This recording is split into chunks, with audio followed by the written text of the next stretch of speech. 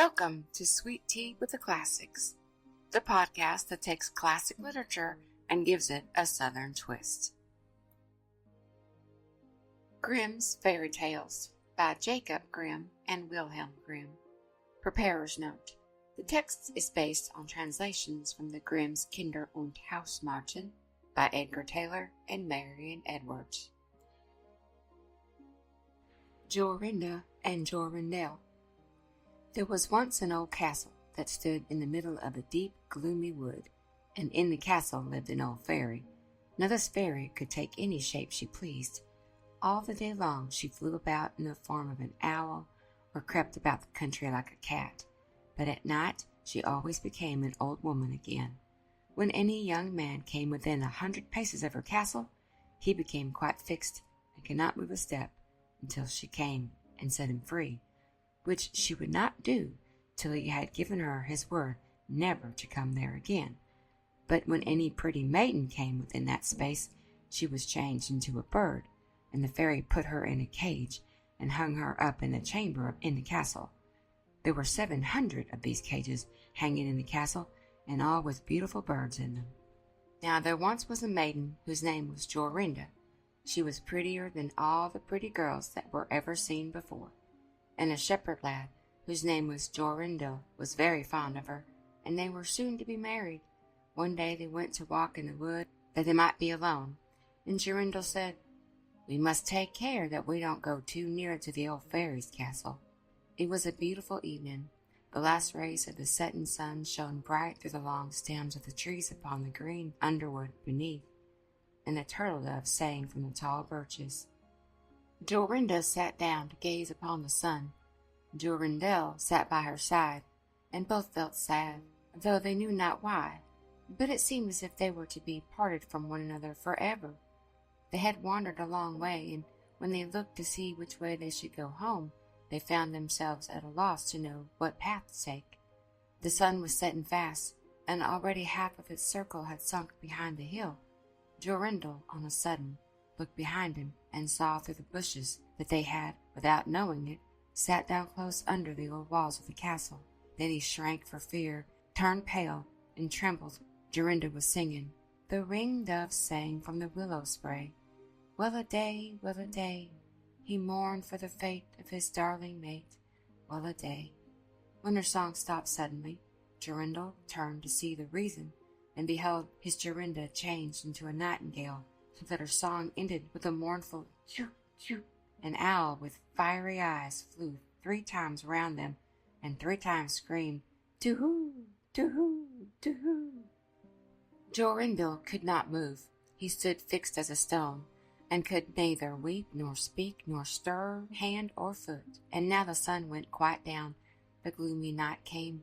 The owl flew into a bush, and a moment after the old fairy came forth, pale and meagre, with staring eyes and a nose and chin that almost met one another. She mumbled something to herself, seized the nightingale, and went away with it in her hand. Poor Jorindel saw the nightingale was gone, but what could he do? He could not speak. He could not move from the spot where he stood. At last the fairy came back and sang with a hoarse voice, "Till the prisoner is fast, and her doom is cast, there stay, oh stay, when the charm is round her, and the spell has bound her. Hie, away, away." On a sudden Jorinda found himself free. Then he fell on his knees before the fairy, and prayed her to give him back his dear Jorinda. But she laughed at him, and said he would never see her again. Then she went her way. He prayed, he wept, he sorrowed, but all in vain. "Alas," he said, "what will become of me?" He could not go back to his home, so he went to a strange village, and employed himself in keeping sheep.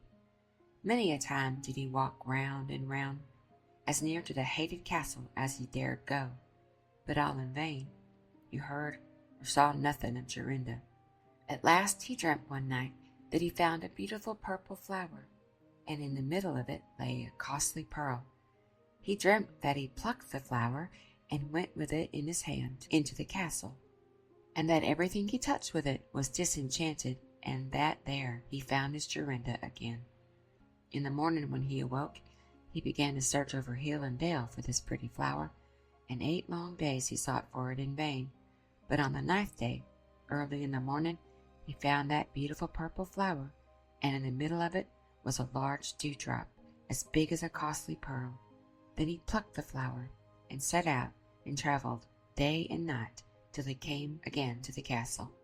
He walked nearer than 100 paces to it, and yet he did not become fixed as before, but found that he could go quite close up to the door.